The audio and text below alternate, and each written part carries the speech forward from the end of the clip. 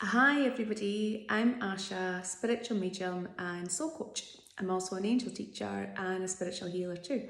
Probably lots more things also, but these are the things that create me. These are the teachings that I get an opportunity to bring forward to my clients. And this is what's going to also help me create this amazing space on this YouTube channel to bring spiritual teachings forward for yourself, and also the realization of who you are, what you're going through in this life path, how energy affects us every single day, and also the death experience. It's always something that we're so eager to know more of, and it's something that I delve into absolutely every single day of my life. Most of my life is spent delivering sessions to clients and passing on messages from loved ones. And even though I have done this for many years now, Spirit still teach me every single day. Life is never a non-stop process of learning. We'll continue to learn until the very last day of our life. So something that I wanted to bring forward today for you, and I hope you absolutely love it. It's just something that's just so incredible to me. And the more people that I can share this experience with, then it can take away the hurt, the darkness, the sadness of life leaving this life. And it's something that I've named for myself. I don't know how I came up with the name, but it's just something that had came to me. Spirit probably had brought it forward for me, but it was blessings of the soul. And I just thought it was an absolutely beautiful term to even give to this experience that I've been absolutely so honoured to be able to pass on, not only or give to the person that has been leaving this life and making their voyage to the afterlife, but to the family, to the people that are left behind, and the experience that they've had by being able to see and feel what this person is really truly going through. Because here on a physical level, we just feel pain, we just see sorrow, and it's really, really hard to understand the whole experience and process of the soul leaving the body and moving itself on to the afterlife. And this is something that I really so want to share with you, and I'm quite excited actually. So when it comes to death, I see death in a completely different way. And maybe me, when somebody tells me that somebody or one of their loved ones has passed over to the other side, I do find it a bit of a struggle to say, I am sorry for your loss, okay? Because if something isn't my truth, if something doesn't feel 100% true to me, then I just won't say it. I just can't give it because it isn't given from my heart. So I do find myself being a bit forceful in having to say this, so I'll always try to find something to say in a completely different way. Because I don't see death as death. I see death as the most amazing experience. And I wouldn't be in this role in life if I didn't, because then I would be no good to no one. I would certainly be no good to the spirit side of life either, if I was just passing on words of despair and sadness and sorrow to the people that are left behind. So the example that I wanted to share with you today was the experience that we had earlier on in this year when my father-in-law passed over to the other side. And although that he had been slightly unwell leading up to his passing, this all came round really, really quickly in a matter of hours. And I knew that he wasn't going to come back from this. And although it wasn't my place to tell people that he wasn't going to come back, because people need to go through life experiences by themselves, but at that point in time, Spirit were giving me the right words and how to guide family and to be able to bring forward like words of inspiration rather than words of sorrow, because I always see that's my role in life, to pick people up rather than bring people down. So going into, it's like that scene in itself when it was like hours leading up to his passing, and I'd carried out blessings of the soul before that point, so I knew what was going to happen. I knew the whole experience and what I needed to take everybody through. So even though he was still in a conscious state at the hospital stage, and he was able to hold a conversation quite well, and he did know at that point that he was dying, which is a sad point because they're still in their physical self, and that can be quite difficult to understand and like feel. I'm lost for words here. To go through as like a human being, because you've got a heart and you are going to struggle with things in that way. But when somebody goes out of their human self and into their soul self, there's no sorrow whatsoever. So when he'd gone into the unconscious state, and although my mother-in-law and my husband and I were there with him, and I'm trying to explain the story in the best way, what they were going through at that point was real heartache, real heart pulling, grinding stuff, where I was seeing it in a completely different way. And the information that I was able to pass on to them both, it's just incredible. It just amazes me every day. Now, fast forward ever so slightly, my father-in-law was unconscious for maybe leading up to an hour. So at that stage of life, you never ever think anyone's going to have any strength to come back, that there's going to be no power left in their body nor their mind. But then I communicate with his soul. So although that he's still here in physical life, which I connect with people's souls when they're coming to me for guidance, I was able to connect to him, okay? And I was able to have this soul-to-soul connection with him. And as I was doing so, I was having a soul-to-soul connection with his family on the other side, which was his mum at that point and my husband's granny, coming forward to prepare him to come home.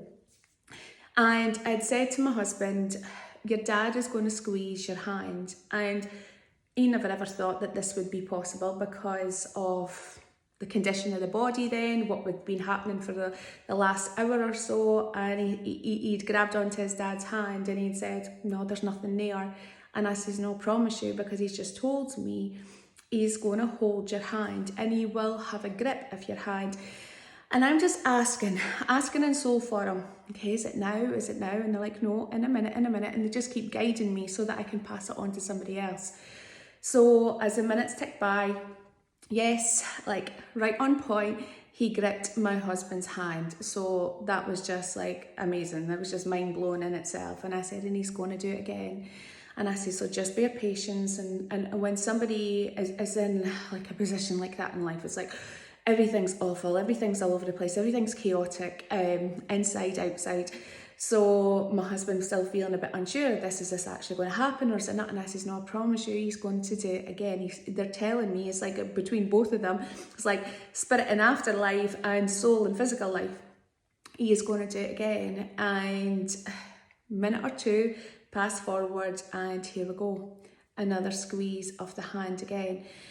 And whilst this was still going on, and he did tell me there was going to be a third squeeze and then there was going to be nothing after that. So what was going on at that point of in between worlds, that's what it's like. It's like the soul wants to leave this life because yes, they know what's there for them in the afterlife and they can't wait to get there. But the human part is still holding on because they're like, oh, I want to go because this is my life, this is my people.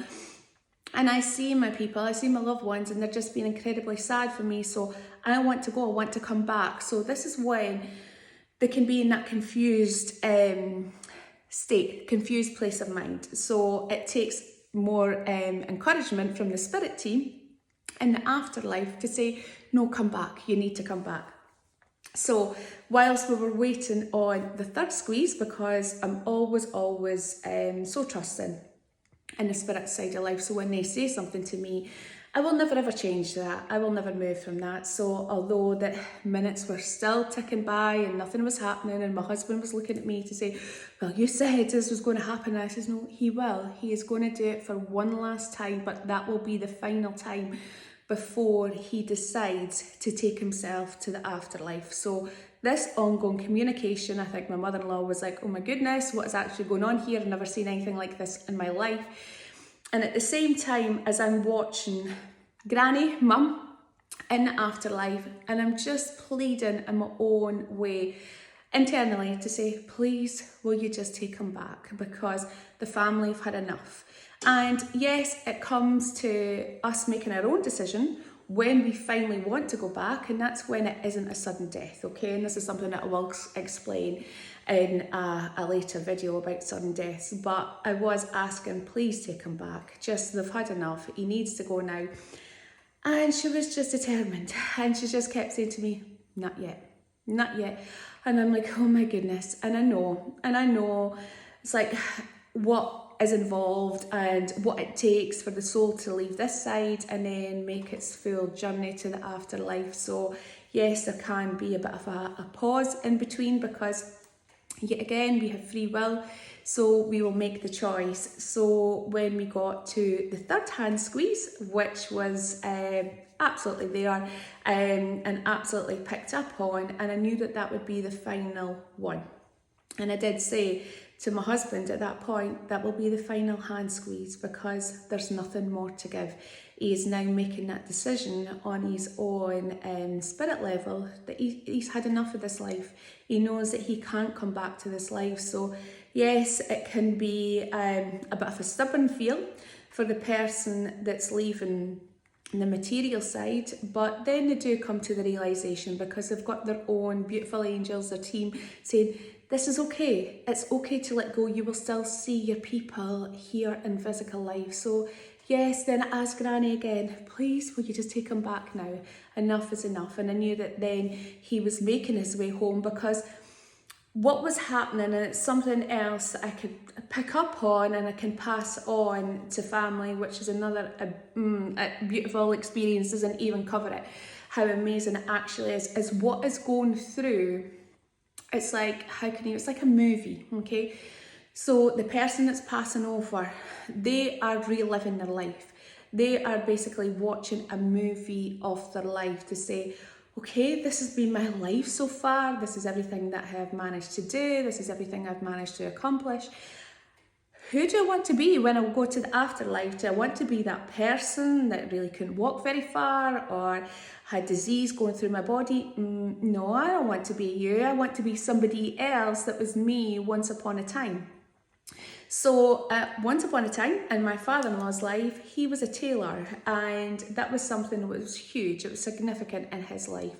And that carried him all the way through to old life, and how to be well dressed and how men should be presented. And that's what I was watching going through his soul life, of seeing himself as this like young man once more, absolutely dapper in himself, amazing like pressed trousers, amazing shoes and his suit jacket, and that's who he wanted to be. That was when he was living his absolutely best life. It's like, take me back to there. So I was passing this on to my husband and my mother-in-law also, to say this is what he's doing, this is what he's seeing, this is him going back in time, and he's just loving life once more. He's no longer restricted within this human body that we have got to carry around with us for a number of years. And then just going back, because I do have a tendency to go off into different stories, when that third hand pull was over and done with, I knew then it was his time to go. And at that point, a tear ran down my father-in-law's face, and it was just his way to say, yeah, there is sadness here, because I'm leaving this world behind, and I'm leaving like the physical life behind. So yes, there's sadness, but there's happy sadness also, because I've lived my life. I've done like everything that I was meant to do, and I fulfilled my life path, and then I'm just going on. I'm just moving on to the continuation of the next life. And at that point, off he went. And I always see a soul leaving this life like a butterfly, because that's a huge significant sign from the afterlife, is butterflies. And they just go off, they just float off, and that's their transformation in themselves. And once they get there, there's nothingness, there's no pain, no hurt, no sorrow, and they can still see us. Okay, so that's why they get a bit stuck between worlds, because they're unsure if they can still see us or if they cannot see us. But then once they get there, they're like, hey, I can live in both worlds. I really hope that information helps you. I really, really do. And if you've got any questions about what I have just spoken about, then please do not hesitate to ask. Thank you.